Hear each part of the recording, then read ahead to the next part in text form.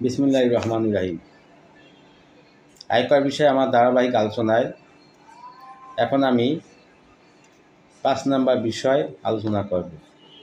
প্রশ্ন নাম্বার 5, করযোগ্য আয়ের ভিত্তিতে কাকে রিটার্ন দাখিল করতে হবে?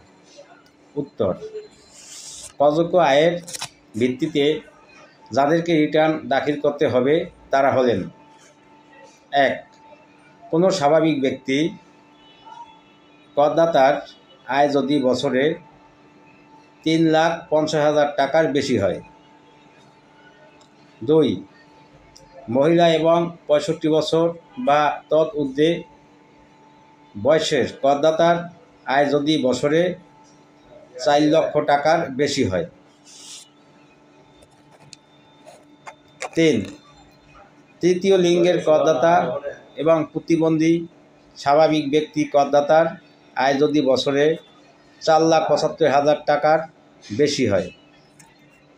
4. গেজেটভুক্ত যুদ্ধাহত মুক্তিযোদ্ধা করদাতার আয় যদি বছরে 5 লক্ষ টাকার বেশি হয়। এই 4 শ্রেণীর ব্যক্তিকে করযোগ্য আয়ের ভিত্তিতে রিটার্ন দাখিল করতে হবে। সবাইকে ধন্যবাদ।